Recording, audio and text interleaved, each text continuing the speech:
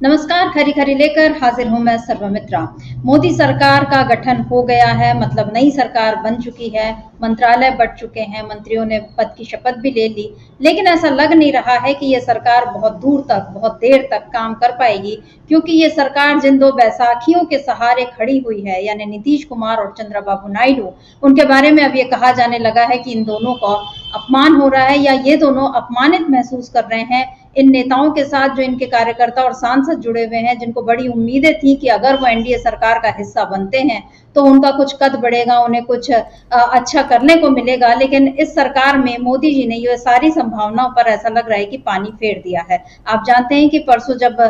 शपथ ली गई और उसके बाद जिस तरह से कल मंत्रिमंडल का बंटवारा हुआ, तो उसमें बड़ी उम्मीदें थी कि जो कुछ खास विभाग हैं उनमें से कुछ हिस्सा तो जदयू या तेदेपा को जाएगा, टीडीपी को मिलेगा, लेकिन ऐसा नहीं हुआ। वित्त मंत्रालय, गृह मंत्रालय, रक्षा मंत्रालय, विदेश मंत्रालय, वाणिज्य मंत्रालय, ये तमाम, रेल मंत्रालय, ये सारे के सारे उन्हीं लोगों को गए जिनके पास पहले थे। यानी मोदी जी ने ये बता दिया कि मैं नहीं बदलने वाला। मोदी तो नहीं बदलने वाले, लेकिन क्या अब उनके गठबंधन के साथी उनको मजबूर करेंगे कि आप बदलिए, या अगर आप नहीं बदलते हैं, अगर आप हमारा अपमान करना जारी रखते हैं तो फिर आपकी सरकार संकट में पड़ सकती है। जी हाँ, आज का सबसे बड़ा सवाल यही है कि क्या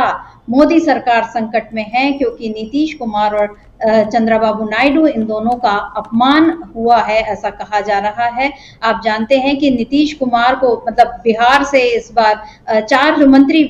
जिस तरह से बनाए गए हैं, उसमें उम्मीदें थी कि कोई बड़ा मंत्रालय तो हाथ आएगा, लेकिन ऐसा नहीं हुआ। छोटे मोटे विभाग दे दिए गए, जिस पर तेजस्वी यादव ने तंज भी कसा है और एक तरह से नसीहत भी दी है कि देख लो आप लोग किस तरह से अपमानित होकर भी आप वहां पर बने हुए हो। इसी तरह से चंद्रबाबू नायडू को भी ये उम्मीद थी कि कोई बड़ा पद उनको, कोई बड़ा मंत्रालय मिलेगा या कम से कम लोकसभा अध्यक्ष का पद, लेकिन अभी तक लोकसभा अध्यक्ष का कौन बैठेगा इस कुर्सी पर यह भी तय नहीं हुआ है। कई सारे नाम उछाले जा रहे हैं, लेकिन उसमें ऐसा नहीं लग रहा है कि टीडीपी को कोई भाव मिल रहा है। इसी तरह उधर महाराष्ट्र में नीतीश कुमार, माफ कीजिए, महाराष्ट्र में अजीत पवार और एकनाथ शिंदे, इन दोनों की नाराजगी भी अलग अलग स्तरों पर सामने आ रही है, और इससे ये लग रहा है कि ये मोदी सरकार बहुत दिनों तक नहीं चल पाएगी। और महाराष्ट्र की विधानसभा में भी जो सरकार चल रही है इस समय महायुति की, मिलना जुला के जो 3 पहिया गाड़ी जिस तरह से चल रही है, वो भी कभी भी लड़खड़ा सकती है, ये नजर आ रहा है। ये आप तस्वीर देख रहे हैं, वीडियो देख रहे हैं कि मोदी बीच पर बैठे हैं और उनके अगल बगल वही सारे लोग हैं जो पहले भी दिखाई देते थे। जरूर इधर जेपी नड्डा और उधर शिवराज सिंह चौहान, ये 2 नए नाम इस बार जुड़ गए हैं। जेपी नड्डा जो भाजपा अध्यक्ष हुआ करते हैं, लेकिन अब पता नहीं कितने दिन या उनके बाद कौन बनेगा ये अभी तय नहीं हुआ है। लेकिन शिवराज सिंह चौहान को एक महत्वपूर्ण मंत्रालय दे दिया गया है, लेकिन बाकी कमोबेश वही सारा खेल जो है वो वैसा का वैसा है, वैसे ही बिसात बिछी हुई है, कोई बड़ा फेरबदल नहीं हुआ है। लेकिन क्या बिना कुछ बदले मोदी तीसरी सरकार को अच्छे से चला पाएंगे? इस समय का सबसे बड़ा सवाल यही है। और हमारे साथ चर्चा के लिए मौजूद हैं हमारे ऑनलाइन एडिटर अमलेंदु उपाध्याय जी। अमलेंदु जी, आपका बहुत बहुत स्वागत करती हूँ इस चर्चा में। हम लोग जब से ये मोदी जी ने नई सरकार यानी एनडीए में जब से वो सरकार गठित की है, तब से हम लोग लगातार ये सवाल उठा रहे हैं कि नरेंद्र मोदी की जो कार्यशैली रही है, एकला चलो वाली, या उनकी जो मनमानी वाली आदत रही है, क्या इस आदत का नुकसान उनको इस बार उठाना पड़ेगा? क्योंकि जिस तरीके से मंत्रालयों का बंटवारा हुआ, कल तक ये दिन में जब हम चर्चा कर रहे थे तो हमने ये उम्मीद थी कि शाम को या जब भी ये मंत्रालयों का बंटवारा होगा तो उसमें कोई बड़ा फेरबदल देखने मिल सकता है। लेकिन मोदी जी ने बता दिया कि मैं तो नहीं बदलने वाला, अब आपको बदलना हो तो बदलें। तो अब आप अमलेंदु जी, मेरा सवाल यह है कि क्या नीतीश कुमार झुकना मंजूर करेंगे? क्योंकि काफी हद तक तो वो झुक ही चुके हैं, मोदी जी के पैर तो उन्होंने छू ही लिए थे। लेकिन ये अगर नीतीश झुकते हैं तो क्या बिहार उनको माफ करेगा? क्योंकि बिहार के लोगों को और कुछ नहीं तो ये बड़ी उम्मीद थी कि रेल मंत्रालय तो उनके हाथ आएगा ही आएगा, लेकिन रेल मंत्रालय पिछली बार की तरह अश्विनी वैष्णव को ही मिल गया। जबकि कितनी बड़ी दुर्घटना हुई थी ओडिशा में, जो 2 ट्रेनें टकराई थी, भयावह दुर्घटना थी। उसके बाद नैतिक जिम्मेदारी लेते हुए कायदे से अश्विनी वैष्णव को इस्तीफा दे देना चाहिए था, लेकिन उन्हें तो इस बार फिर से रेल मंत्री बना दिया गया, एक तरह से इनाम मिल गया है फिर से।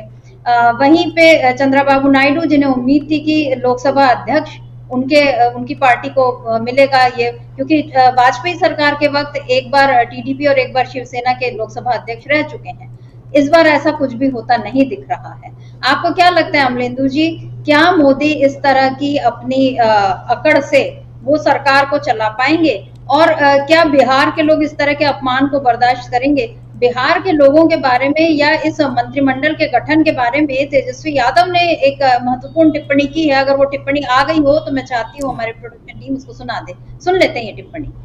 देखिए, हम तो अभी लैंड किए हैं और जिस हिसाब से विभागों का जो बंटवारा हुआ, हालांकि ये तो प्रधानमंत्री का है कि किसको क्या विभाग देते हैं। काम किसी भी विभाग में होना चाहिए, लेकिन जो बिहार की वजह से आप प्रधानमंत्री बने और मंत्रालय जब बिहार के लोगों को दिया गया तो कहीं ना कहीं से झुनझुना जो है थमाया गया।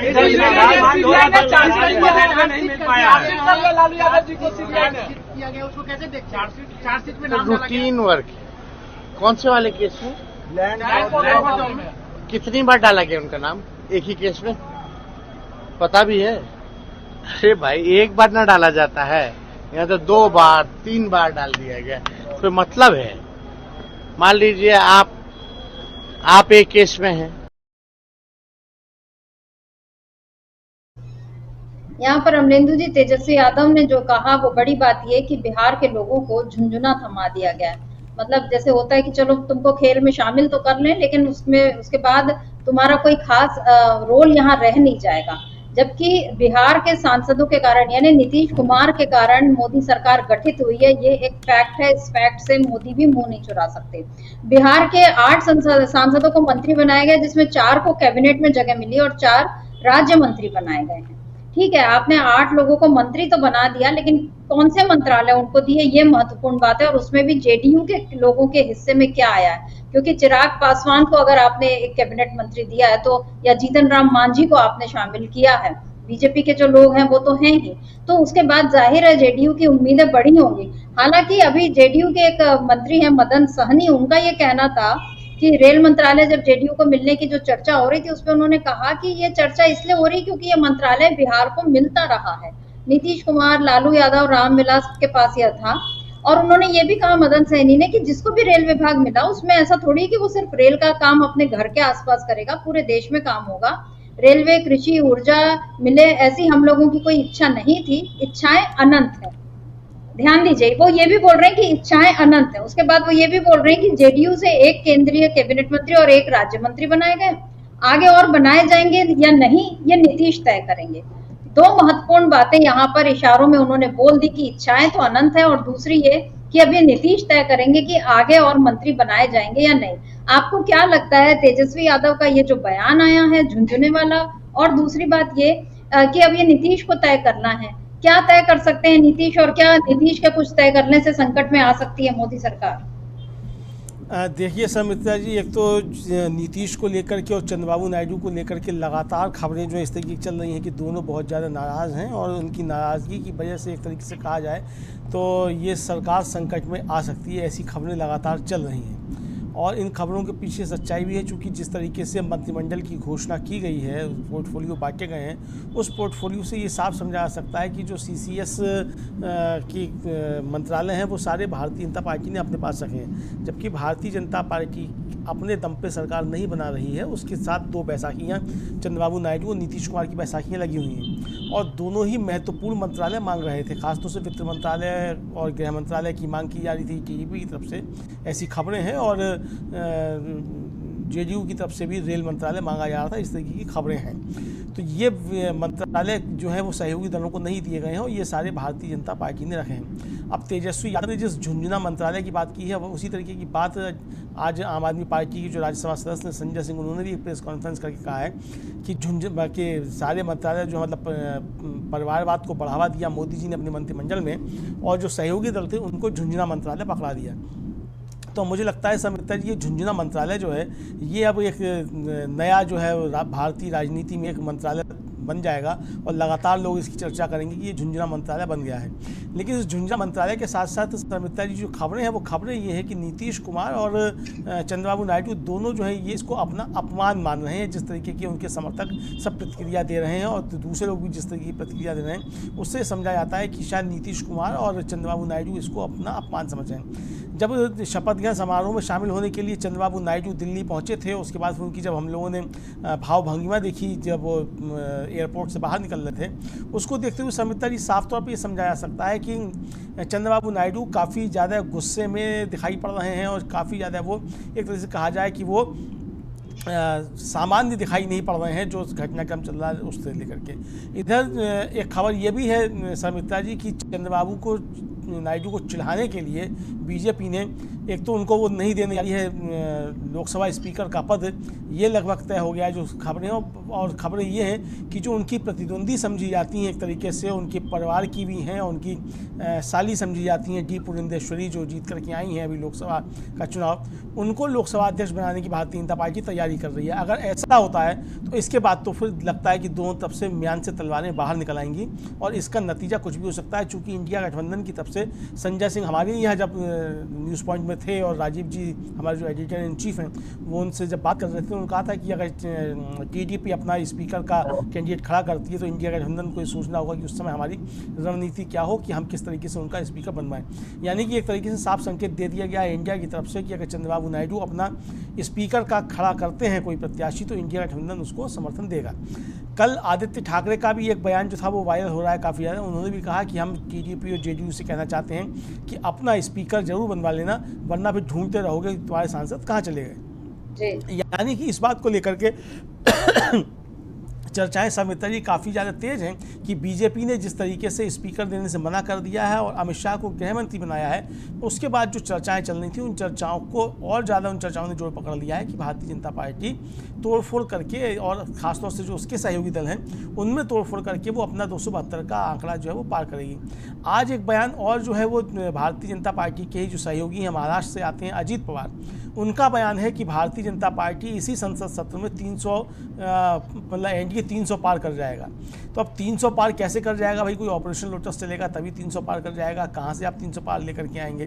तो ये जिस तरीके की चीज़ें आ रही हैं और जिस तरीके के बयान जो है वो इनकी तरफ से आ रहे हैं सब बीजेपी के समर्थकों की तरफ से और मोदी के समर्थकों की तरफ से, उससे साफ समझा सकता है कि ये एक तरीके से प्रेशर पॉलिटिक्स जो है वो चंद्रबाबू नायडू और नीतीश कुमार के ऊपर बीजेपी ने बनाना शुरू कर दी है कि आप हमारी बात मानिए वरना हम आपकी पार्टी तोड़ देंगे। अब इस धमकी का जो सत्ता के गलियारों में चर्चा है कि इस देखना ये होगा कि अगर ये भारतीय जनता पार्टी की तरफ से इस तरह की कोई धमकी दी जा रही है या इस तरह का कोई संदेश देने की कोशिशें की जा रही हैं तो इसका क्या असर होगा, चंद्रबाबू नायडू और नीतीश कुमार क्या इसका जो है वो तोड़ निकालती हैं, इसका किस तरीके से प्रतिवाद करती हैं, इसका किस तरीके से जवाब देते हैं। चूँकि 16 और 12 जो है जिस तरीके से 28 सांसद जो इनके कुल मिलाकर के लोकसभा में होते हैं और ये बड़ा एक चंक जो है इसको कहा जा सकता है कि ये बड़ा चंक है और इनके भरोसे ही ये सरकार चल रही है। तो अगर ये 28 कुछ तय कर लेते हैं तो मोदी सरकार के सामने जो मोदी सरकार फिर से कहना शुरू हो गया है कि मोदी सरकार, अभी तक तो एनडीए सरकार हो रही थी लेकिन जैसे ही मोदी जी ने शपथ ले ली तो उसके बाद फिर से वो मोदी सरकार कहना शुरू हो गया है, लोगों ने कहना शुरू कर दिया है उनके समर्थकों ने। तो मोदी जी के मुंह से अभी नहीं निकला है मोदी सरकार, लेकिन जब वो निकलेगा तब देखेंगे या एनडीए सरकार ही रहती है। लेकिन ये सरकार संकट में आ जाएगी और मोदी जी की कुर्सी डावाडोल हमको अभी से लग रही है, क्योंकि नीतीश और नायडू का जिस तरीके से अपमान होने की खबरें आ रही हैं उससे ये साफ समझाया जा सकता है कि सरकार के सामने कोई संकट है और नीतीश कुमार और चंद्रबाबू नायडू कोई बड़ा फैसला जल्द ही ले सकते हैं। समिता जी बिल्कुल, और अगर वो फैसला नहीं लेते हैं तो वो पछताएंगे, ये तो हम लोग भी कह सकते हैं। मतलब जो हम राजनीति में सक्रिय राजनीति में इन्वॉल्व नहीं है वो भी हम लोग जानते हैं कि बीजेपी की कार्यशैली किस तरह की रही है, किस तरह से बीजेपी ने अतीत में सरकारों को गिराकर या अपना बहुमत उसने हासिल किया है, ये तो सभी लोगों ने देखा। और अगर नीतीश कुमार और चंद्रबाबू नायडू के निकारणों से इस ओर से आंखें मूंद कर रहते भी हैं तो वो जाहिर है अपना नुकसान करेंगे और अपनी पार्टी का नुकसान भी करेंगे। आपने ये जो बिल्कुल सही बात उठाई कि चंद्रबाबू नायडू को एक तरह से चिढ़ाने के लिए जो खबर आ रही थी कि डी पुरंदेश्वरी देवी जो चंद्रबाबू नायडू यानी एनटी रामाराव की वो बेटी हैं और चंद्रबाबू नायडू की पत्नी की बहन, यानी एकदम पास का रिश्ता है, लेकिन उसके बाद वो हैं बीजेपी की और ये हैं टीडीपी के, मतलब दोनों अलग अलग दलों के हैं। और ऐसे में बीजेपी फिर एक तीर से कई निशाने लगाना चाह रही है कि आंध्र प्रदेश से आपने एक लोकसभा अध्यक्ष भी बना दिया, ये भी हो सकता है। और सबसे बड़ी बात ये है कि जब एनटी रामाराव का तख्ता पलट के जो आरोप लगे थे चंद्रबाबू नायडू पर, तब जो पुरंदेश्वरी देवी जो थी, इन्होंने चंद्रबाबू नायडू का साथ दिया था। तो बीजेपी के बारे में ये कहा जा रहा है कि एक तरह से वो चंद्रबाबू नायडू पे वो जानते हैं कि कहीं ना कहीं एक प्रेशर बना हुआ है, या एक वो कर्ज उतारने वाली बात रहेगी कि वो उस तरह से विरोध ना करें। और दूसरी बात की पुरंदेश्वरी देवी भी कम्मा समुदाय से आती है, आंध्र प्रदेश के, जिस समुदाय से चंद्रबाबू नायडू आते हैं। राजनीति में इस समुदाय को काफी प्रभावशाली माना जाता है, और टीडीपी का ये मतलब वोट बैंक इसमें काफी मजबूत है। अगर बीजेपी पुरंदेश्वरी देवी को यहाँ पर लोकसभा अध्यक्ष बनाती है, तो वो फिर एक तीर से कई निशाने वाली बात ये कि जो चंद्रबाबू नायडू के वोटर हैं, उनको बीजेपी तोड़ने की कोशिश कर रही है। यानी ऐसे नहीं तो वैसे किसी न किसी तरह चंद्रबाबू नायडू को कमजोर करने की कोशिशें बीजेपी ने शुरू कर दी हैं। और अगर बात ये भी है कि लोकसभा अध्यक्ष बनाने पर जो सवाल उठ रहे हैं, वो इसलिए भी क्योंकि ओम बिरला को मोदी जी ने अभी तक कोई मंत्री पद नहीं दिया। जेपी नड्डा को तो उसी दिन उन्होंने शपथ ग्रहण करवा दिया था। तो फिर ये समझ में आने लग गया कि चलो ठीक है, बीजेपी की बागडोर अब यानी बीजेपी का अध्यक्ष कोई और बनने वाला है। लेकिन लोकसभा अध्यक्ष के तौर पर, क्योंकि ओम बिरला ने पिछले मतलब सत्रों में जो फैसले लिए, वो जाहिर है बीजेपी को फायदे पहुंचाने वाले रहे। उनका निष्पक्ष भूमिका तो उनकी नहीं रही। और ऐसे में मोदी आगे भी ये चाहेंगे कि हम जो भी फैसले लें संसद के भीतर, उसमें हमारा अध्यक्ष हो जो हमारे हाथ में हाँ मिला ले और हमारे कहे पर मुहर लगा ले। हम कहें तो वो 150 सांसदों को निलंबित कर दे और कोई सवाल भी ना उठाए। ये सारी चीजें जो चल रही हैं, तो ओम बिरला को अभी तक रोके रखना, यानी अगर उनको कोई मंत्री पद नहीं दिया तो फिर बीजेपी उनके बारे में क्या सोच रही है। क्या उनको वो अध्यक्ष बना देगी बीजेपी का, या वापस उनको लोकसभा अध्यक्ष बनाएगी। फिर इधर चंद्रबाबू नायडू को अभी तक जिस तरह से वो इसमें मतलब डिलेमा में डाल रही है कि पुरंदेश्वरी देवी को हम वो बनाएं। अब ऐसे में सवाल ये उठता है कि क्या नायडू इस अपमान को और बीजेपी की इस चाल को बर्दाश्त करेंगे। और दूसरी बात, नीतीश कुमार के लिए भी एक जो हमने पहले बात जो कही कि मदन सहनी वाला जो बयान था कि इच्छाएं अनंत है और रेल मंत्रालय नहीं मिला, जो भी छोटी मोटी मतलब एक कैबिनेट और एक राज्य मंत्री दे दिया, जबकि उसी बिहार में बाकी लोगों को जिस तरह से बढ़ाकर मतलब जीतन राम मांझी एक ही सांसद आपने उनको, चिराग पासवान 5 सांसद आपने उनको कैबिनेट मंत्री बना दिया। ऐसे में क्या, और जिसमें इन दोनों से नीतीश कुमार की अनबन चलती रही है, ऐसे में क्या नीतीश कुमार बिहार में अपने मतलब अगर वो यहाँ पर केंद्र में सरेंडर करते हुए दिखाई देते हैं अमलेंदु जी, तो क्या बिहार आने वाले जो विधानसभा चुनाव हैं उसमें जनता उनको माफ कर पाएगी? क्या बिहार में नीतीश अपने लिए गड्ढा खोद रहे हैं, या कि फिर वो उनको कोई ऐसे कदम उठाने चाहिए कि वो मोदी सरकार पर नकेल कस सकें? आपको क्या लगता है, क्या करेंगे नीतीश? देखिए समिता जी, नीतीश इसमें बहुत चतुर राजनीतिज्ञ हैं। अब वो क्या करेंगे ये तो वो जानेंगे, और उनके अलावा कोई नहीं जानता है। क्योंकि उनके विषय में लालू प्रसाद यादव ने लोकसभा में खड़े होकर के कहा था कि हमारे मित्र हैं नीतीश कुमार, इनके पेट में दांत हैं। तो उनके पेट के दांत जो है वो कोई गिन नहीं पाया है, वो कितने हैं, वो कब वो है, वो किस तरीके से इस्तेमाल करते हैं, तो ये किसी को नहीं पता है। लेकिन नीतीश कुमार मुझे लगता है कि इस अपमान का जो किसी न किसी तरीके से बदला निश्चित तौर पर लेंगे। एक तो जिस तरीके से जो एनडीए की बैठक थी और उसमें नीतीश कुमार ने जो नरेंद्र मोदी के पैर छूने का जो प्रहसन किया सुमित्रा जी, वो काफ़ी कुछ संदेश देता है। नीतीश कुमार जो है वो एकदम बहुत विनम्र होकर के और ये बताने की कोशिश कर रहे हैं कि मैं तो बहुत मोदी जी से दबा हुआ हूँ और उनको बहुत अच्छा समझता हूँ, उनके लिए बिल्कुल पीछा जा रहा हूँ। इसका मतलब ये है कि नीतीश कुमार अंदर ही अंदर कोई ना कोई खेल कर रहे हैं, इसको समझा जा सकता है। क्योंकि नीतीश कुमार जब झुकते हैं तो वो पैर छूने के लिए नहीं झुकते हैं, उनका इतिहास ये रहा है कि वो फिर नीचे से कुर्सी खींचने के लिए या कालीन खींचने के लिए झुका करते हैं। अभी तक का इतिहास उनका इसी तरीके का रहा है। और उनके इस इतिहास को जानते हुए नरेंद्र मोदी ने उनके ऊपर बहुत एक सख्त टिप्पणी की थी। उसके बाद लेकर फिर दोनों तरफ से काफ़ी वो वाद विवाद हुआ। फिर नीतीश कुमार की तरफ से तो तमाम नाखून और बाल जो थे वो सब जो थे मोदी जी को भिजवाए गए थे, वो अभी तक वापस नहीं मंगाए गए हैं। तो ये जो उनकी जो राजनीति है जिस तरीके की नीतीश कुमार की, तो उसमें वो इस तरीके की चीज़ें मुझे नहीं लगता है कि वो बर्दाश्त करेंगे कि नरेंद्र मोदी उनको इस तरीके से डिक्टेट करें या उनकी पार्टी को कुछ तोड़ने की कोशिशें करें। और मुझे लगता है कि ये शायद प्रयास शुरू हो चुके होंगे उनकी पार्टी के ऊपर, कुछ ना कुछ काम जो है वो बीजेपी लगाना शुरू कर चुकी होगी। हालांकि ये भी हो सकता है कि चूंकि विधानसभा चुनाव नज़दीक है तो विधानसभा चुनाव तक जो है वो बीजेपी थोड़ा सा इस पर काम ना करे, मतलब बिहार विधानसभा चुनाव तक नीतीश कुमार की पार्टी के ऊपर उस तरीके से काम नहीं करे। लेकिन अगर वो तय कर चुकी होगी कि आगे क्या करना है तो वो इस पर काम भी शुरू कर सकते हैं। लेकिन नीतीश कुमार का अपमान एक तरीके से हो गया है और नीतीश कुमार की मांगे एक तरीके से देखा है वो मानी नहीं गई हैं। जैसा आपने भी कहा कि भाई आपने चिराग पासवान को भी एक मंत्रालय दे दिया और आपने जीतन मांझी जो अकेले चुन करके आए हैं आपने उनको भी केंद्रीय मतलब कैबिनेट मंत्री बना दिया है। तो इसके क्या दुष्परिणाम होंगे और बिहार की जो अंदरूनी राजनीति है उसमें इसके क्या परिणाम होंगे, ये आने वाला समय हमको देखना होगा समिता जी कि किस तरीके से इसको लेकर के चीज़ें होती हैं। इधर चिराग पासवान को लेकर के भी समिता जी जो चीज़ें चल रही हैं वो एक नया संघर्ष जो है वो हो गया है अब जनता दल एस के और चिराग पासवान के बीच में।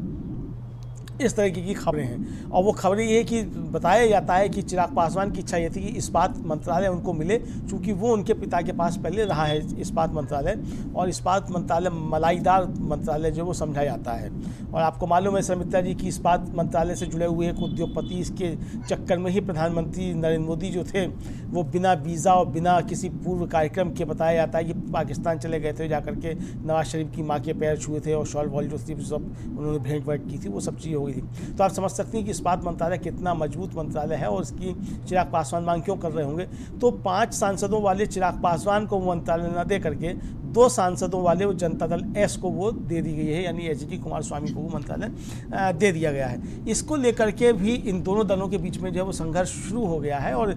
खबरें जो है वो ये आ रही हैं अंदर से सतह से कि दोनों में बीच तनातनी हो गई है और इतनी तनातनी बढ़ गई है कि चिराग पासवान ने एक तरीके से कहा सार्वजनिक वक्तव्य जो है वो कंगना रनौत के मामले में दे दिया कि वो जो बलविंदर कौर जो सिपाही थी CISF की उसको लेकर के कुलविंदर कौर उसको लेकर के कह दिया कि उसकी भावना आहत हुई होगी निश्चित तौर पे, क्योंकि उसकी माँ जो थी वो धरने पर बैठी थी। हालांकि फिर उन्होंने उसको लीपा पोती की कि वही इस तरीके से नहीं करना चाहिए, थप्पड़ नहीं मारना चाहिए और कानून हाथ में नहीं लेना चाहिए, इस तरह की सारी बातें फिर उनकी मतलब एक तरीके से उसको वो उन्होंने बराबर करने की कोशिश की। लेकिन अपने मन की बात जो चिराग पासवान ने थी वो एक तरीके से कह दी मंत्री बनते ही कि भाई कुलविंदर कौर जो है उसके साथ जो उसके जो भावना जो निकली वो इसलिए निकली कि चूँकि वो जो है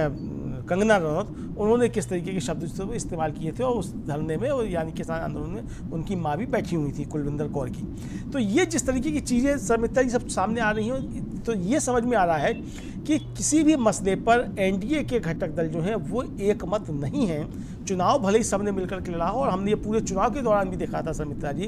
कि सारे दल एकजुट होकर के चुनाव नहीं लड़ते थे। महाराष्ट्र में कुछ और था, बिहार में कुछ और था, उत्तर प्रदेश में कुछ और था, जबकि इंडिया गठबंधन जो था वो पूरे देश भर में एकजुट होकर के लड़ा था। उनकी संयुक्त रैलियाँ भी हुई, मुद्दे भी उनके जो थे एक ही थे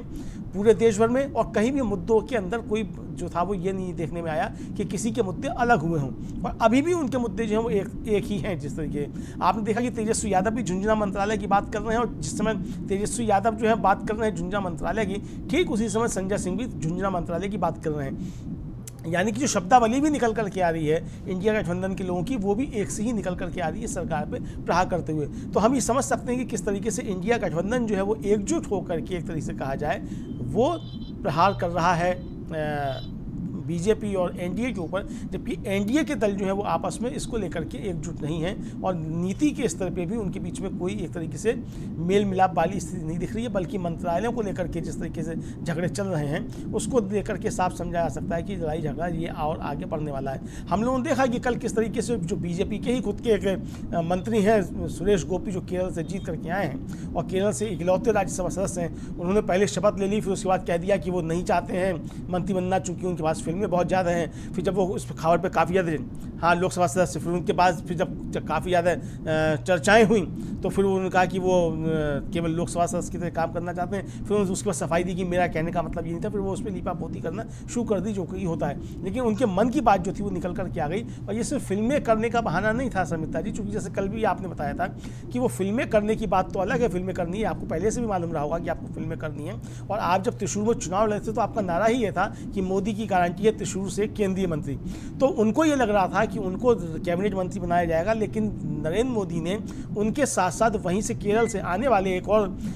जॉर्ज कुरियन जो कि सदस्य भी नहीं हैं लोकसभा के या राज्यसभा के, चुनाव भी नहीं लड़े हैं, उनको भी राज्य मंत्री बना दिया अपनी पार्टी से लेकर के। तो सुरेश गोपी को शपथ लेते समय तो ये था कि मंत्री बन रहे हैं, तो खुशी रही होगी, लेकिन वो सुबह रात को जब सुबह जब उठे तब मालूम पड़ा कि जॉर्ज कुरियन भी साथ में बन गए हैं और वो तो चुनाव भी नहीं लड़ रहे हैं। तो उनको लगा कि ये उनका अपमान हुआ, तो फिर उन्होंने कहा कि अब मैं मंत्री बनना नहीं चाहता हूँ। तो ये जिस तरीके की चीज़ें आ रही, इस तरीके से हमने देखा था कल भी कि किस तरीके से प्रफुल्ल पटेल जो एनसीपी के नेता हैं उन्होंने साफ तौर पर कह दिया कि मैं आपके मंत्रिमंडल में शामिल नहीं होऊंगा। फिर बाद में उन्होंने सफाई दी कि साहब मैं मंत्री रहा हूँ, चूँकि मैं खुद केंद्रीय मंत्री रहा हूँ, कैबिनेट मंत्री रहा हूँ, और हमने उनका ऑफर जो है इसलिए हमने ठुकरा दिया। हमने उनको कहा कि आपका बहुत बहुत धन्यवाद और मैं चूँकि रहा हूँ तो फिर हम बाद में इसको देखेंगे, और उन्होंने भी हमको आश्वासन दिया बाद में देखेंगे, यानी फिर इस पर आगे बात की आश्वासन दिया है। उधर एनसीपी के ही जो चुनकर के आए सुशील तटकरे, वो राज्य मंत्री बनने के लिए भी तैयार हो गए कि मैं राज्य मंत्री बनने को भी तैयार हूँ। अब अजीत पवार के सामने संकट ये प्रफुल्ल पटेल के साथ खड़े हों कि सुनील तटकरे के साथ खड़े हों, तो अजीत पवार ने फिर कहा कि नहीं,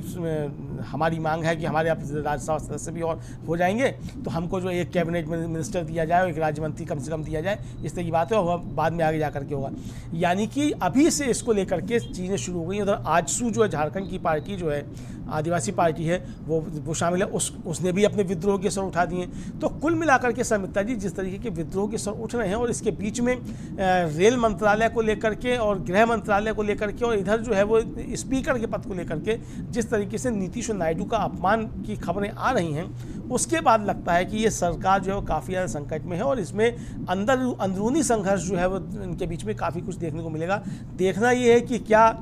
ये सरकार अपना पहले जो है विश्वास मत हासिल कर पाती है कि नहीं कर पाती है, और अगर विश्वास मत हासिल कर भी लेती है तो क्या उसके बाद भी ये सरकार लंबी चल पाएगी कि नहीं, या अपने अंतर विरोधों से ही गिर जाएगी। हालांकि जिस तरीके से अमित शाह को गृह मंत्रालय दिया गया है, उसको लेकर के ये समिता जी साफ समझा जा सकता है कि नरेंद्र मोदी इस बात पर दृढ़ हैं कि वो सरकार अपने तरीके से चलाएंगे, और सहयोगी दल जो है उनको झुंझुनू मंत्रालयों से ही काम चलाना पड़ेगा अगर उनको सरकार में रहना है। अब देखना यह है कि इन दलों की रणनीति क्या होती है, कि यहाँ झुंझुनू मंत्रालय लेकर के संतुष्ट रहते हैं या इंडिया गठबंधन की तरफ आकर के अपने सम्मान की राजनीति करते हैं। तो अब देखना यह है समित्रा जी कि जो ये सहयोगी दल है, खासतौर से नीतीश कुमार, चंद्रबाबू नायडू, ये कब तक अपमान का घूंट पी करके रहते हैं और कब इनका स्वाभिमान जागता है। जिस दिन इनका स्वाभिमान जागेगा उस दिन ये सरकार निश्चित तौर पर गिर जाएगी, ऐसा हम समझ सकते हैं समित्रा जी। बिल्कुल स्वाभिमान जागने की देर है, क्योंकि जब तक वो नहीं जगेगा, जब तक इन लोगों का एहसास नहीं होगा, क्योंकि चंद्रबाबू नायडू को तो जरूर एहसास हो रहा होगा, क्योंकि उनका तो ऐसा मतलब अतीत में जरूर बहुत कड़वे बोले हैं मोदी ने, लेकिन इस तरह का अपमान वैसा नहीं किया जैसा कि नीतीश कुमार को लेकर किया गया। और नीतीश कुमार को लेकर इसीलिए आश्चर्य भी जताया जा रहा था कि जिस इंडिया गठबंधन ने आपको सम्मान दिया, मतलब आपके कारण इंडिया गठबंधन बना, लेकिन आपने एक संयोजक पद के लिए ही आपने उसको छोड़ दिया और आप उसमें शामिल हो गए। और क्यों शामिल हुए ये अभी तक एक रहस्य बना हुआ है। राहुल गांधी के हिसाब से तो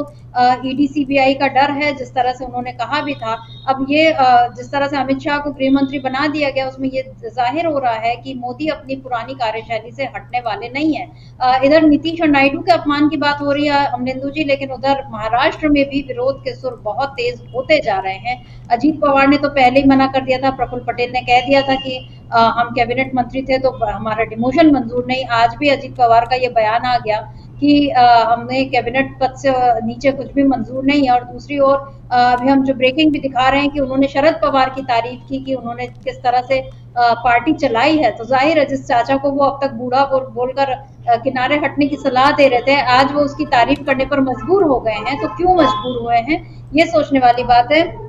इधर जिस तरह से मंत्रिमंडल का बंटवारा हुआ, उसमें सुप्रिया सुले का भी एक महत्वपूर्ण बयान आया है। उसमें उन्होंने कहा है कि एनसीपी को मंत्रिमंडल में जगह न मिलने पर उन्हें कोई हैरानी नहीं हुई, क्योंकि भाजपा का दृष्टिकोण सबके साथ और सबका व्यवहार एक साथ वो करने वाला है ही नहीं। यहाँ पर उन्होंने मनमोहन सिंह सरकार का याद किया कि किस तरह एनसीपी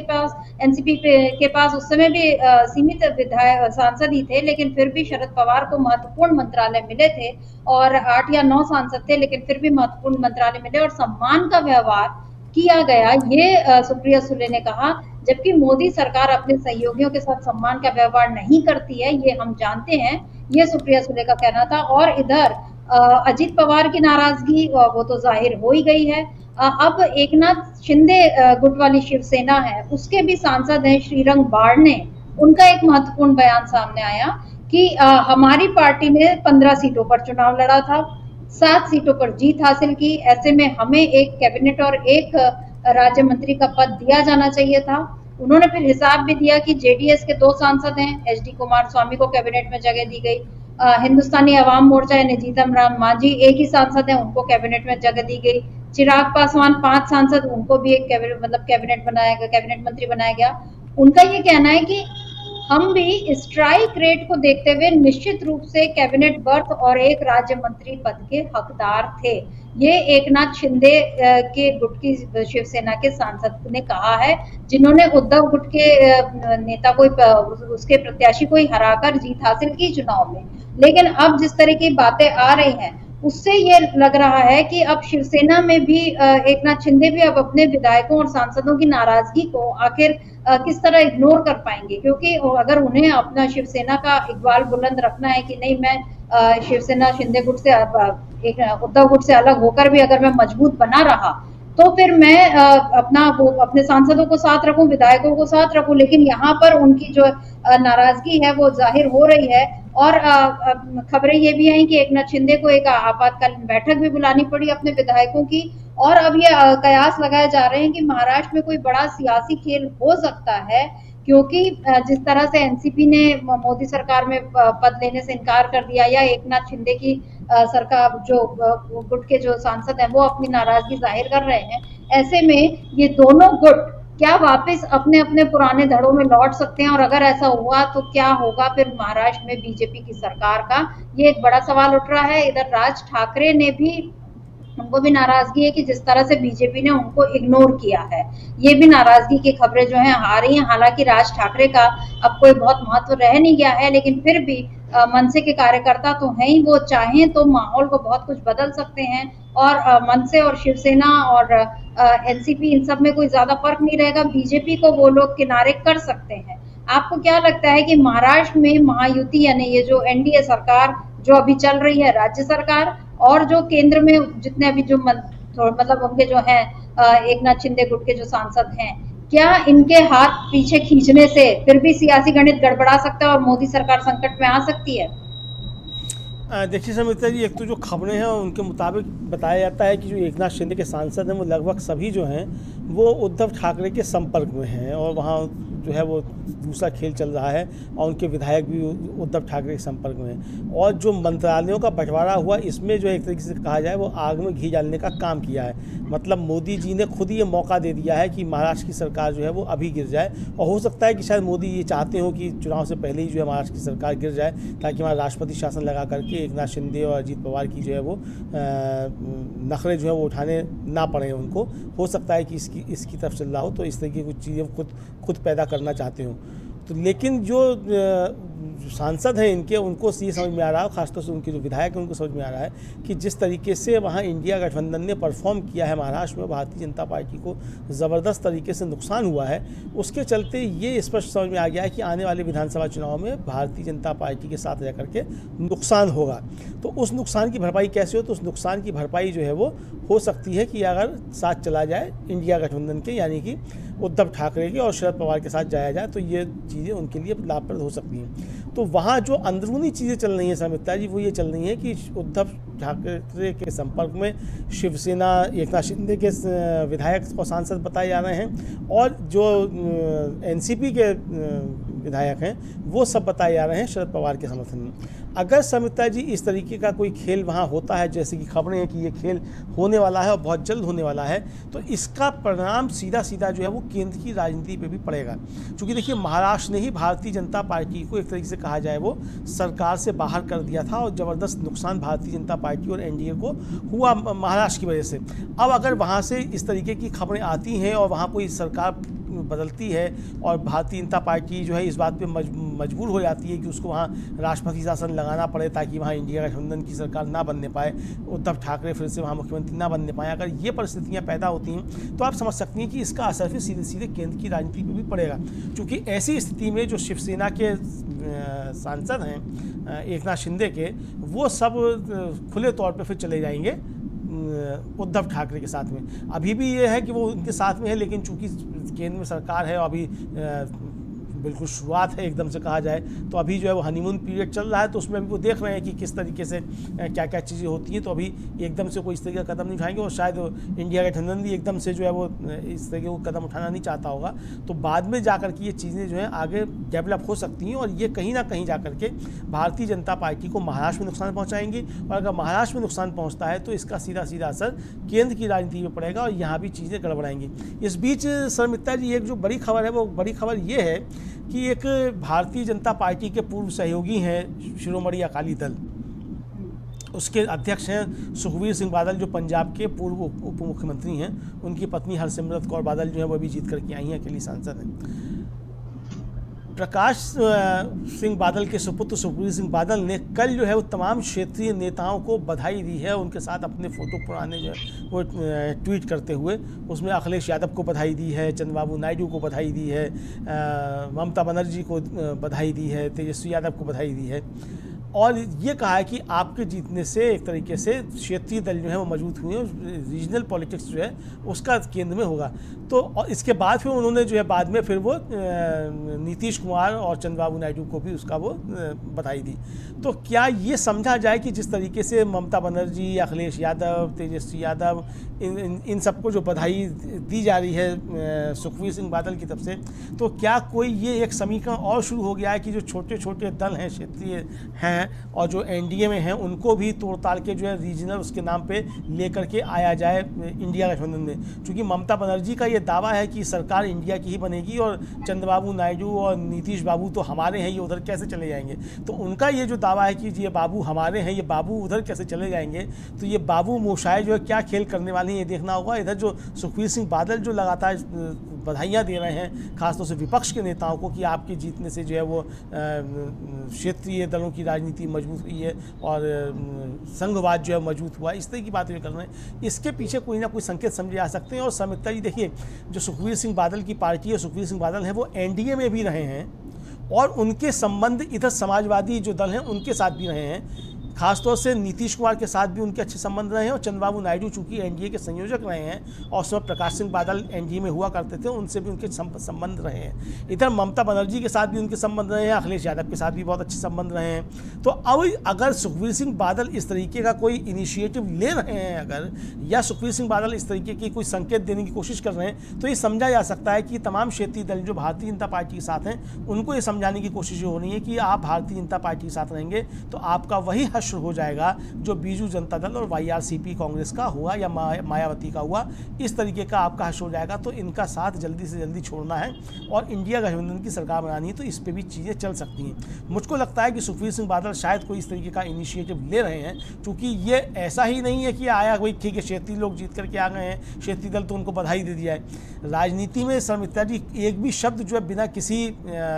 प्रयोजन के ना बोला जाता है और ना लिखा जाता है, और बधाई देने का मतलब तो दूसरा ही होता है। इधर ये बताया जाता है कि जो डीके शिव कुमार हैं उनकी भी किसी एयरपोर्ट पर चंद्रबाबू नायडू के साथ मुलाकात हुई है और काफ़ी देर तक उनकी बातचीत जो है वो हुई है। स्टालिन की पहली मुलाकात हो चुकी थी। तो अब ये जिस तरीके की चीज़ें बीजेपी कर रही है, खासतौर से गृह मंत्री, रेल मंत्रालय और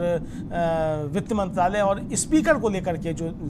अभी तक खबरें आ रही हैं, अगर ये इस तरीके की चीज़ें होती हैं, मंत्रालयों का तो सामने आ गया कि वो नहीं झुकी है इनके सामने, नायडू और नीतीश के सामने। तो जो एनएनडीए कहा जा रहा है कि नीतीश नायडू डिपेंडेंट अलायंस जो है, तो ये एनएनडीए जो है ये कितना चल पाएगा और नीतीश और नायडू पर डिपेंडेंसी जो है ये कब खत्म हो जाएगी और ये कब अपनी बैसाखियाँ खींच लेंगे और ये कब सरकार धराम से गिर जाएगी, ये देखना होगा। मुझे लगता है शर्मिष्ठा जी शायद नरेंद्र मोदी भी ये चाहते हैं कि सरकार जो है गिर जाए ताकि जो है छुटकारा मिले इन सबसे, और फिर जो है या तो मध्यवादी चुनाव में जाए फिर या दूसरी सरकार बने और नरेंद्र मोदी जी की अब चूंकि उम्र हो रही है तो अब जाकर के आराम करें। बहुत तेज होगी राजनीति, 3 बार प्रधानमंत्री बनने का उनको अपने नाम करवाना था कि रिकॉर्ड साहब वो भी 3 बार बन चुके हैं, वो हो गया, शपथ ले ली है। अब सरकार का बहुमत हो या ना हो, कुछ भी हो, हमने बता दिया साहब हैट्रिक हमारी हो गई, 3 बार हम भी बन चुके प्रधानमंत्री। अब सरकार चले ना चले हमको अब कोई लेना देना नहीं है, बीजेपी जाने, बीजेपी का काम जाने। तो हो सकता है कि नरेंद्र मोदी भी इसी रणनीति पे काम कर रहे हो, तो नीतीश और नायडू का लगातार अपमान किया जा रहा हो। लेकिन अगर ये अपमान इसी तरीके से जारी रहा और इसी तरीके से क्षेत्रीय दलों की चीज़ें जारी रहीं,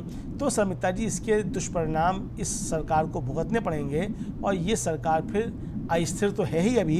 तुरंत गिर जाएगी ये अपमान अगर बढ़ता है। शर्मिष्ठा जी बिल्कुल, नीतीश और नायडू के अपमान की हम यहाँ चर्चा कर रहे हैं क्योंकि जिस तरह से मंत्रालयों का बंटवारा हुआ उसमें इन दोनों नेताओं को और इनके दल के नेताओं को जो उम्मीदें थी वो बिल्कुल भी पूरी नहीं हुई और मोदी सरकार में वही पुराना ढर्रा चला आ रहा था। जो पिछले बार जो लोग जिन विभागों को संभाल रहे थे वही विभाग अब भी वो लोग संभाल रहे हैं, यानी मोदी नहीं बदलने वाले। और यहाँ पर नीतीश और नायडू का अपमान जो हो रहा है ये तो बीजेपी की पुरानी कार्यशैली रही है। अमरेंद्र जी, आपने सुखबीर सिंह बादल की बात जो की है हम जानते हैं कि किस तरह किसान आंदोलन के वक्त, जो कृषि बिल के वक्त हरसिमरत सिंह कौर ने उन्होंने ये कहा था कि भाई हमसे भी नहीं पूछा गया, जबकि आप एक अहम हिस्सा हैं, और वो पंजाब के किसानों की नाराजगी को उन्होंने समझा और बीजेपी से नाता तोड़ा। अकाली दल के साथ गनीमत बस इतनी ही रही, या बीजेपी ने शायद इतनी उसको बख्श दिया कि उसको तोड़ा नहीं और उसके एक धड़े को अपने में शामिल नहीं किया। बाकी शिवसेना और एनसीपी के साथ जो किया है, या वहां के लोग ये जानते हैं। और ठीक है, वहां महाराष्ट्र में अभी उन लोगों की सरकार है, लेकिन वहां भी ये सरकार कब तक कायम रहेगी, क्योंकि जो वोटर है जिसने शिवसेना को पहले बाल ठाकरे के नाम पर वोट दिया, और अभी अगर वो वोटर एकनाथ शिंदे के साथ है, तो भी वो बाल ठाकरे की लीगेसी से तो अलग नहीं हुआ है। उसे तो अभी भी ये लग रहा है कि जो बाल ठाकरे किसी के सामने नहीं झुकते थे, उसमें एकनाथ शिंदे अगर इस तरह से झुकना मंजूर कर रहे हैं, तो क्यों वो एकनाथ शिंदे के साथ जाएगा। और इसीलिए एकनाथ शिंदे के जो सांसद हैं वो लोग अभी से विरोध की आवाज उठा रहे हैं। यही बात एनसीपी के लिए भी कही जा सकती है कि जिन शरद पवार ने इतनी बड़ी पार्टी खड़ी कर ली कांग्रेस से अलग होकर, और उसके बाद उन्होंने एक जीत भी दिलाई, और वो अभी भी इस उम्र में भी इतने मजबूती के साथ खड़े दिखाई देते हैं। लेकिन अगर अजीत पवार झुकेंगे, यानी अगर अजीत पवार ने जो झुकना मंजूर नहीं किया कि हमको नहीं चाहिए कैबिनेट से कम कुछ भी, तो इसका मतलब है कि अजीत पवार भी अपने उन मतदाताओं की भावनाओं को समझ रहे हैं कि अगर आप बीजेपी के आगे झुके, अगर आपने सरेंडर किया, तो फिर तय मानिए अगले बार वो वोट आपको नहीं मिलेंगे। और ऐसे में बीजेपी का हश्र भी कोई खास अच्छा नहीं होगा, क्योंकि जो जिन पार्टियों की जड़ें आपने बात की क्षेत्रीय दलों की, ये बिल्कुल सही बात है कि बीजेपी अगर राष्ट्रीय पार्टी है, लेकिन फिर भी आज उस पार्टी का अस्तित्व या उसकी सरकार का अस्तित्व खड़ा है, तो वो केवल क्षेत्रीय दलों के भरोसे खड़ा है। हालांकि मोदी अभी भी एक गुरूर में दिखाई दे रहे हैं, और अब जिस तरह से उन्होंने अमित शाह को गृह मंत्री बनाया है, यानी ईडी और सीबीआई का खेल अभी हम चलता हुआ देखेंगे। लेकिन इधर इंडिया गठबंधन की भी अपनी तैयारी चल रही है। इंडिया गठबंधन किस तरह से पूरी चीजों पर नजर रखा हुआ है, इसकी एक वानगी आज जयराम रमेश के एक ट्वीट से मिल सकती है। उस ट्वीट को हम देख लेते हैं।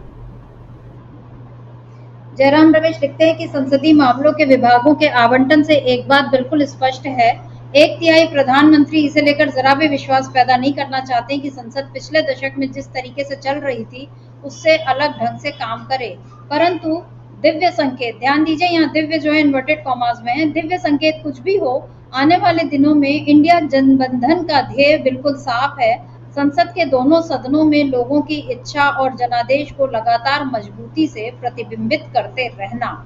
ये जयराम रमेश लिख रहे हैं कि संसद के दोनों सदनों में लोगों की इच्छा और जनादेश को लगातार मजबूती से प्रतिबिंबित करते रहना, ये इंडिया जनबंधन का ध्येय है, और ये बिल्कुल स्पष्ट है। अमलिंदु जी, यहाँ पर दो बातें जयराम रमेश ने कर दी, उनका तंज भी आ गया। दिव्य जिस तरह से उन्होंने इन्वर्टेड कॉमास में दिया कि ठीक है, यहाँ पे वो महामानव है या परमात्मा का अंश, उन्होंने सरकार तो बना ली, लेकिन जिस तरीके से सरकार बनाई है उससे साबित कर दिया कि वो पिछली सरकार से अलग ढंग से नहीं चलने वाली है, वैसे ही चलेगी। और दूसरी बात, इंडिया जनबंधन भी किस तरह से काम करने वाला है, उसका उद्देश्य, उसका ध्येय साफ कर दिया है कि हम अभी इतने आसानी से छोड़ने वाले नहीं है। विपक्ष अपनी भूमिका अब और ज्यादा मजबूती से निभाएगा। आपको क्या लगता है अमलिंदु जी, जब अभी तो लोकसभा अध्यक्ष तय नहीं हुआ है, मान लीजिए लोकसभा अध्यक्ष भी बीजेपी अपना बनवाने में कामयाब हो जाती है, लेकिन क्या फिर उसके बाद वो अपने मनमानी करने में कामयाब हो पाएगी? पिछले बार की तरह जिस तरह से बिलों को लाया गया और मनमाने तरीके से पारित करा दिया गया, कोई चर्चा नहीं, कब कौन सा बिल आ जाता है, कब कौन सा विधेयक कानून का रूप धारण कर लेता है, ये पता ही नहीं चला पिछली सरकार में। क्या इस बार इंडिया गठबंधन ऐसा होने देगा और नीतीश कुमार और चंद्रबाबू नायडू अपने अपने सांसदों को लेकर ऐसा होने देंगे? क्योंकि आंकड़े आपने बताई दिए, 28 सांसद इधर से उधर और सारा खेल पलट जाएगा। क्या लगता है, मोदी ये रिस्क उठाएंगे अमृत जी? देखिए संमित्रा जी, मोदी जी असल में खतरों के खिलाड़ी समझे जाते हैं। पता नहीं वो कितने खतरों के खिलाड़ी हैं, नहीं है ये मालूम नहीं है, क्योंकि हमने उनको अक्सर पलटते देखा है, दबाव, भारी दबाव में हमने आते हुए भी देखा है। लेकिन वो जैसे ही दबाव से मुक्त होते हैं फिर वो अपने पुराने स्वरूप में आ जाते हैं। आप देखिए, जिस दिन एनडीए की बैठक हो रही थी, जब तक उनको नहीं चुना गया था एनडीए संसदीय दल का नेता, तब तक बड़े विनम्र और बड़े हंसमुख दिखाई पड़ रहे थे, और जैसे ही चुन दिए गए वैसे ही फिर उनमें अहंकार लौट करके तुरंत आ गया। फिर वो कहने लगे ईवीएम जिंदा है या मर गया। तो आप ये समझ सकती हैं। तो यानी नरेंद्र मोदी का जो असली स्वभाव है वो लौट लौट के फिर आ जाता है। तो अब जैसे ही बहुमत साबित होगा तो नरेंद्र मोदी अपने असली स्वरूप में आना शुरू हो जाएंगे। और ये एक मानवीय कमजोरी होती है समिता जी, किसी भी व्यक्ति का जो चरित्र होता है या उसकी जो आदतें होती हैं वो थोड़े समय दबाव में जब होता है तो वो कोशिश करता है कि उसको बदल ले, लेकिन जैसे ही उसे मुक्त वातावरण मिलता है, वो दबाव से थोड़ा सा भी महसूस करता है कि अब वो मुक्त है और फ्री है, तो फिर वो अपने असली स्वरूप में आना शुरू हो जाता है। या ऐसी परिस्थितियों में अपने असली स्वरूप में आता है जब उस पर बहुत ज़्यादा दबाव पड़ने लग जाते हैं और फिर वो जो है जो आवरण जो ओढ़े हुए होता है उस आवरण को बर्दाश्त नहीं कर पाता, फिर वो आवरण उतार के अपने में आ जाता है। जो आखिरी जो सभा थी प्रधानमंत्री की होशियारपुर में पंजाब में लोकसभा चुनाव के दौरान, और उसमें जिस तरीके से उन्होंने कहा था कि वो मोदी की अभी जब मुंह नहीं खुला है और मुंह खुलेगा तो क्या क्या पाप जो है 7 जन्मों को लाकर कर देगा, जिस स्तर तक मोदी आ गए थे वो समिता ये था कि वो दबाव बर्दाश्त नहीं कर पाए, चूँकि उन्हें लग गया था कि बीजेपी हार रही है बुरी तरीके से, तो वो दबाव बर्दाश्त नहीं कर पाए। लेकिन यहाँ परिस्थितियाँ अब दूसरी हैं, तो अब देखना ये है कि क्या मोदी इस तरीके की चीज़ें बर्दाश्त कर पाएंगे और इसी तरीके से सरकार चला पाएंगे जिस तरीके से वो चला अब 10 साल उन्होंने चलाई है। मुझे लगता है समिता जी कि कितना भी कमज़ोर सहयोगी उनके हों और कितने भी दबाव में हो, लेकिन उस तरीके की चीज़ें नहीं कर पाएंगे नरेंद्र मोदी जैसा पिछले 10 साल तक वो कर पाए हैं। हालांकि वो करने की कोशिशें पूरी करेंगे। दूसरा ये कि जो विपक्ष है, खासतौर से इंडिया का गठबंधन है, वो बहुत ज़्यादा मजबूत है और चूँकि उसका लगातार सरकार बनाने का दावा है और उसके पास एक ये आत्मविश्वास है कि जनता ने जो है जनादेश वो दिया है इंडिया गठबंधन को ही, और एनडीए को गठबंधन को जनादेश नहीं दिया है या नरेंद्र मोदी को नहीं दिया है, नरेंद्र मोदी की हार हुई है, तो वो एक तरीके से कहा जाए उत्साह से लवरेज भी है और वो लगातार इस सरकार को घेरने की कोशिश करेगा और लगातार घेरेगा। नरेंद्र मोदी एक लेवल प्लेइंग फील्ड में किसी भी तरीके से सामना नहीं कर सकते हैं और यहाँ तो विपक्ष बहुत तगड़ा है, बिल्कुल लगभग बराबर की स्थिति है। और ऐसे में जो सहयोगी जिन दल हैं भारतीय जनता पार्टी के, उनमें भी बहुत से में जो है वो इंडिया गठबंधन को लेकर के एक तरीके से कहा जाए वो भावना जो है वो सहयोग की भावना है, या अंदर अंदर जो एक तरीके से कहा जाए उनके प्रति लगाव की चीज़ें हैं। तो ऐसे में नरेंद्र मोदी के बचाव के लिए एनडीए आएगा या बीजेपी उस तरीके से आएगी, मुझको नहीं लगता है। आज जिस तरीके से संघ प्रमुख जो मोहन भागवत हैं समिता जी, उनका जो कल जो एक वक्तव्य आया है कार्यकर्ता प्रशिक्षण शिविर में, उनमें उन्होंने जिस तरीके से प्रहार किए हैं समिता जी, हालांकि उन्होंने किसी का नाम नहीं लिया और ये भी नहीं कहा कि वो नरेंद्र मोदी के लिए कह रहे हैं, लेकिन जो बातें उन्होंने कही हैं उसके अर्थ यही निकाले जा रहे हैं कि मोहन भागवत ने इशारों में नरेंद्र मोदी के ऊपर काफ़ी तगड़े प्रहार किए हैं। ये कहना कि अहंकार की भावना जो है वो आ गई है, सेवक वो नहीं होता है जिसमें अहंकार आ जाए, इस तरह की सारी बातें कहना, और फिर ये कि चुनाव में जो अपशब्दों का प्रयोग किया गया और फिर हालांकि उनको बैलेंस करने की भी कोशिश की, दोनों तरफ से किया गया, लेकिन उन्होंने जिस शब्दावली का प्रयोग किया है, जो उदाहरण उन्होंने दिए हैं, वो साफ तौर पर समझा जा सकता है कि वो इशारे उनके नरेंद्र मोदी की तरफ हैं। और समिता जी, ये समझा जा सकता है कि संघ की शायद अंदरूनी कोई रणनीति रही होगी, कोई राजनीति रही होगी जिसको भान जो है जिसका वो नरेंद्र मोदी को रहा होगा, इसलिए बीजेपी के संसदीय दल का नेता नरेंद्र मोदी को नहीं चुना गया, सीधे सीधे एनडीए संसदीय दल की बैठक बुलाई गई और उसमें एनडीए के संसदीय दल का नेता चुना गया। क्योंकि अगर बीजेपी संसदीय दल का नेता बुलाया का चुनाव होता, उसमें हो सकता है संघ कोई खेल कर देता और नरेंद्र मोदी बीजेपी संसदीय दल के नेता नहीं चुन पाते। इसलिए जो था वो तरकीब निकाली गई कि पहले एनडीए के जो नेता हैं उनसे समर्थन का पत्र लिखवा लिया गया, उसके बाद एनडीए के सांसदों की बैठक बुला ली गई, उसमें एनडीए संसदीय दल के नेता जो है नरेंद्र मोदी चुन लिए गए। नरेंद्र मोदी अभी भी बीजेपी संसदीय दल के नेता नहीं हैं टेक्निकली और उनको नहीं चुना गया है, ये बात अभी भी शर्मित्रा जी है। तो ये कानूनी पक्ष इसका क्या है वो अलग की बातें हैं, लेकिन क्या आरएसएस कोई इस तरीके का खेल कर सकता? दूसरा जो संघ का मुखपत्र कहा जाता है ऑर्गेनाइजर, उसमें आरएसएस के एक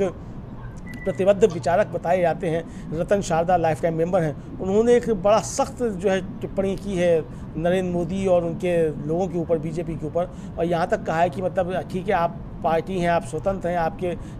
काम करने का तरीका है, पर्चे बांटने हैं, नारे लगाने ये आपके कार्यकर्ता करेंगे, लेकिन आप एक तरीके से जो आरएसएस के लोगों को आप मूर्ख समझते हैं या आप उन्हें गंवार समझते हैं तो वो नहीं है, और उनको मालूम था कि आप हार रहे हैं, मतलब ये संदेश इस तरीके से उन्होंने देने की कोशिश की है। और आप लोग जो थे सोशल मीडिया पर केवल मीम्स बनाते रहे और जनता के बीच आप नहीं गए, और जनता के बीच क्या चल रहा है इसको आपको पता नहीं चला। तो समिता जी, जिस तरीके की आवाज़ें अब आरएसएस की तरफ से उठना शुरू हो गई हैं, ये साफ तौर पर बताता है कि नरेंद्र मोदी के सामने संकट सिर्फ नायडू और नीतीश के अपमान और सम्मान का नहीं है, बल्कि संकट उनके घर के अंदर भी तैयार हो रहा है। हम लोगों ने कल भी चर्चा की थी कि किस तरीके से शिवराज सिंह चौहान जो हैं उन्होंने जाकर के मुलाकात की लालकृष्ण अडवाणी से और मुरली मनोहर जोशी से, और दोनों से मुलाकात के बाद फिर उन्होंने उसकी जो थे वो फ़ोटो अपने चित्र जो थे वो उन्होंने ट्वीट भी किए। और तो यानी अब अगर मुरली मनोहर जोशी और लालकृष्ण आडवाणी से जाकर के कोई नरेंद्र मोदी की कैबिनेट का मंत्री मिल रहा है और मिलने के बाद उनका आशीर्वाद लेकर के और कह रहा है कि मैंने उनका आशीर्वाद दिया, तो शर्मिष्ठा जी आप समझ सकती हैं कि किस तरीके से मोदी की सरकार जो है वो मोदी के आतंक से मुक्त होती हुई एक तरीके से दिखाई पड़ती है। चूँकि चुनौतियां मिलना शुरू हो गई हैं, तो क्या आरएसएस भी अब नरेंद्र मोदी के साथ कोई खेल कर रहा है? क्या आरएसएस भी इसमें शामिल हो गया है कि नरेंद्र मोदी को हटाया जाना है, किसी और को दिया जाना है? तो ये हम अभी नहीं कह सकते कि इस तरीके की चीज़ें हैं कि नहीं है, लेकिन मोहन भागवत का बयान इशारों में ये कहना और कि घमंड आ गया था और किस तरीके की शब्दावली का इस्तेमाल किया गया, नहीं किया जाना चाहिए था, और सेवक वो होता है जिसमें अहंकार नहीं हो, यानी कि आपकी सरकार बन गई है तो आप अहंकार में आ गए हैं। तो इस तरीके की बातें करना जो है ये साफ तौर पे संकेत देता है कि आरएसएस और नरेंद्र मोदी के बीच भी चीज़ें बहुत बेहतर नहीं चल रही हैं, और ये इनकी भी परिणति जो है कहीं ना कहीं किसी टकराव में हो सकती है, जिसका जो कहा जाए असर जो है वो इस सरकार के ऊपर पड़ेगा जिसका नेतृत्व इस समय नरेंद्र मोदी कर रहे हैं, और ये सरकार डामाडोल हो सकती है। हो सकता है आरएसएस ही इस सरकार को डामाडोल कर दे। सर मित्रा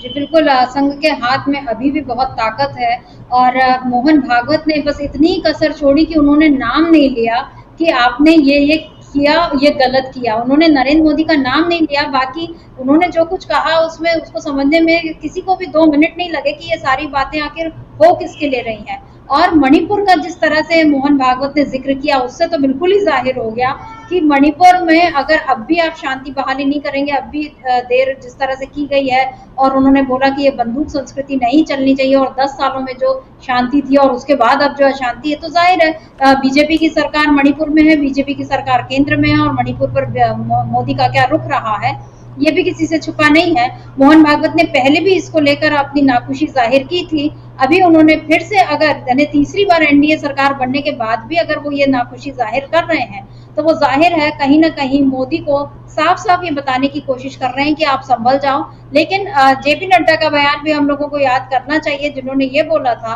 कि अब हम बहुत बड़ी पार्टी हो गए, हम सक्षम है, और ये अटल जी वाली बात, उस समय की सरकार वैसा नहीं है।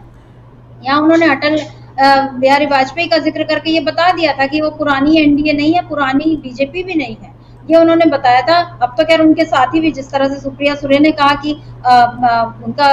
तरीका अलग था पुरानी एनडीए का और इस एनडीए का तरीका अलग है, ये भी सब जानते हैं। और जो शिवराज सिंह चौहान की जो तस्वीर हम देख रहे हैं लालकृष्ण आडवाणी के पैर छूते हुए, ये भी एक बहुत बड़ा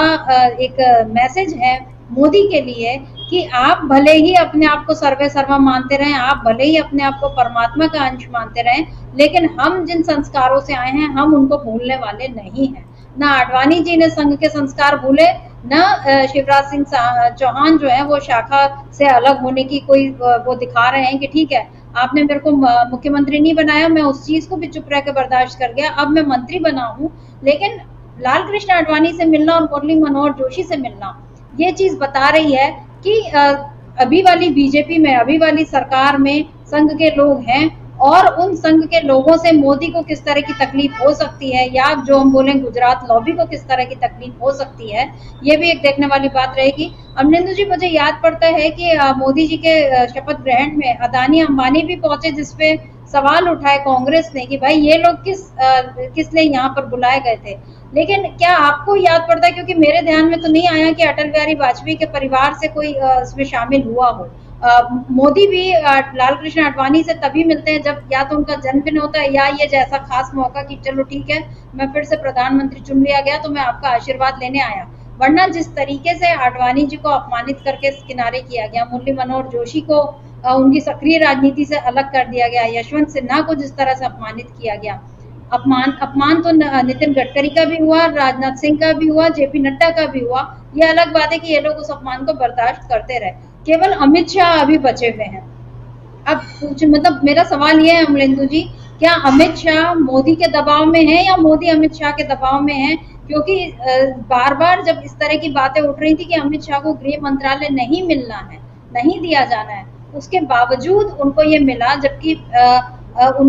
जिस तरीके की बातें चल रही हैं या देश के जो आंतरिक हालात हैं वो भी कोई बहुत अच्छे नहीं है। जम्मू कश्मीर का हाल हमने देखा, मणिपुर का हाल देखा, छत्तीसगढ़ में अभी जिस तरह से जो घटनाएं पहले कभी नहीं हुई वो हो रही हैं, माहौल बिल्कुल अशांत ही है एक तरह से, जिसमें इन्हें ये समझ में आ रहा है कि अमित शाह अपने जिम्मेदारी को निभाने में सफल नहीं हुए हैं। बावजूद इसके उनको गृह मंत्री बनाना, मोदी आखिर क्या संदेश देना चाहते हैं? या राहुल गांधी ने जो डरो मत का नारा दिया हुआ है, क्या अब इस नारे को बीजेपी में या इस सरकार में शामिल लोग इस नारे को आत्मसात कर पाएंगे, इस पर विचार कर पाएंगे, इस नारे पर चल पाएंगे? एक सवाल ये, और दूसरा सवाल 3 बजने वाले अमलेंदु जी, 3:30 बजे से खबर है कि राहुल गांधी और प्रियंका गांधी ये लोग रायबरेली अमेठी पहुंच रहे हैं, अखिलेश यादव ये सब लोग जो धन्यवाद यात्रा, अब से आधे घंटे में ये यात्रा शुरू होने वाली है। तो एक और सरकार गठन और उसके बाद मोदी अपने पुराने डर्रे पर चलते हुए दिखाई दे रहे हैं। वहीं इंडिया गठबंधन एकदम नए जोश के साथ, हारने के बावजूद यानी विपक्ष में बैठने के बावजूद नए जोश के साथ आगे बढ़ता हुआ दिख रहा है। क्या लगता है आपको कि आने वाले दिनों में इस सरकार पर और किस तरह के संकट बढ़ सकते हैं इंडिया के इस रुख को देखते हुए? देखिए समिता जी, एक तो ये है कि इंडिया गठबंधन बहुत ज़्यादा मजबूत है और इंडिया गठबंधन में जैसे मैंने पहले भी कहा कि मुद्दों को लेकर के एक रूपता है और एक तरीके से कहा जाए वो उनका कॉमन मिनिमम प्रोग्राम बनाया है कि क्या उनके मुद्दे हैं, और वो किसी मुद्दे पे एक दूसरे के खिलाफ बोलते हुए नज़र नहीं आते हैं, बल्कि सब एक ही शब्दावली का एक ही सुर में बोलते हुए वो एक तरीके से नज़र आते हैं। जबकि बीजेपी जो है उसके स्वयं के लोग जो हैं वो अलग अलग तरीके से बोल रहे हैं। अब तो जो है साफ तौर पर हम लोग देख रहे हैं कि किस तरीके से आरएसएस और बीजेपी के बीच भी तनाव बढ़ता जा रहा है, तो ये चीज़ें देखने को मिल रही हैं। जाहिर सी बात है कि इंडिया गठबंधन चूँकि ताकतवर है, बड़ी संख्या में आया है, और ये भी उसको समझ में आ रहा है कि अगर ईमानदारी के साथ चुनाव होते तो 300 के पार इंडिया गठबंधन होता। किस तरीके से बीजेपी ने सीटें जुगाड़ की हैं ये भी सबको मालूम है। जिस तरीके के आरोप लग रहे हैं, जो खबरें आ रही हैं कि किस तरीके से ईवीएम में जो गिनतियाँ की गई और जो वोट पड़े उनमें किस तरीके से अंतर है तमाम सीटों पे, और वो सारी चीज़ें सोशल मीडिया पे आ रही हैं। कोई बहुत सी मीडिया जो है उसको रिपोर्ट कर रहे हैं, तो हम लोग भी उस पर काम कर रहे हैं कि कहाँ कहाँ क्या क्या चीज़ें हैं, उस पर हम भी एक विस्तृत रिपोर्ट लेकर के आएंगे बाद में कि किस तरीके से कहाँ कहाँ जो है वो ईवीएम को लेकर के चीज़ें जो थी वो आई और कहाँ कहाँ जो थे वो गड़बड़ झाले देखने को मिले और क्या क्या उनमें चीज़ें हो सकती थी। अब वो जानबूझ के हुई या गलती से हुई या ऐसा ही था या कोई चूक थी, मानवीय चूक थी, वो सारी चीज़ें बाद में आएंगी जब वो चीज़ें सब सामने आ जाएंगी। लेकिन कुल मिला के ये समझा जा सकता है कि किस तरीके से जो